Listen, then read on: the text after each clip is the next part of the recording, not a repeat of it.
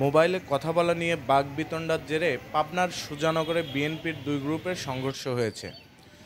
বুধবার ৯ জুলাই দুপুর ২:৩০টার দিকে সুজানগর পৌর বাজারের নন্দিতা সিনেমা হল এলাকায় এ ঘটনা ঘটে। স্থানীয়রা জানান, উভয় পক্ষের মধ্যে ধাওয়া পাল্টা ধাওয়া, ইটপাটকেল নিক্ষেপ শুরু হলে সংঘর্ষ বাধে। এ সময় কয়েক রাউন্ড গুলিবর্ষণের শব্দ শোনা যায়। খবর পেয়ে পুলিশ ঘটনাস্থলে গিয়ে পরিস্থিতি নিয়ন্ত্রণে আনে। সংঘর্ষের ঘটনায় উপজেলা বিএনপির সদস্য সচিব আব্দুল রউফ খাঁ সহ উভয় পক্ষের অন্তত ১৫ জন আহত হয়।